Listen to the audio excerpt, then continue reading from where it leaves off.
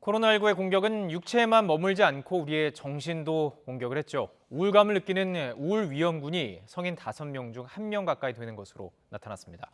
1년 전과 비교를 하면 이렇게 소폭 내려가기는 했습니다. 그런데 코로나19 이전 3.2%와 비교하면 여전히 매우 높아서 극단적인 선택을 하는 사람들에 대한 대책이 필요한 상황입니다. 정부가 심리 지원을 강화하기로 했습니다. 이영원 기자입니다. 코로나19로 우울감을 느끼는 사람이 여전히 많은 것으로 나타났습니다. 지난 3월 실시한 코로나19 국민 정신건강 실태조사에서 우울 위험군은 18.5%에 달했습니다. 전국 성인 2천여 명을 대상으로 코로나 발생 초기부터 분기별로 진행해온 조사인데 지난해 3월 22.8%까지 치솟았던 우울 위험군 비율이 12월 18.9%에 이어 이번에는 더 떨어진 겁니다. 감소세긴 하지만 코로나19 발생 이전에는 이런 비율이 3.2%에 불과해 여전히 높은 수준입니다. 극단적인 선택을 생각한 비율도 11.5%로 코로나 이전 4.6%와 비교하면 높았습니다. 이 같은 부정적인 지표는 30대, 특히 소득이 줄어든 경우 높게 나타났습니다.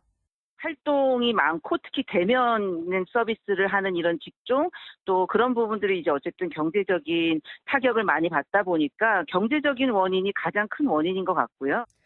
이번에 처음 조사한 외상 후 스트레스 장애 위험군 비율은 12.8%로 집계됐습니다.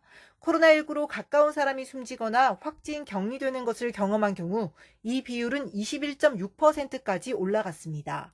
이런 상황에 도움을 받을 수 있는 정신건강 서비스에 대한 인지도는 18%에 그쳤습니다.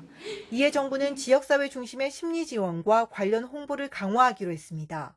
지역사회 정신건강복지센터를 통해 정신건강 정보의 제공이나 상담, 대면 프로그램을 강화하고 심리상담 핫라인 1577-0199 등 정신건강 서비스에 대한 홍보도 강화하여 또 찾아가는 마음 안심 버스를 늘리는 등 사회적 거리 두기에 제한적으로 운영했던 대면 서비스를 확대할 방침입니다. YTN 이영훈입니다.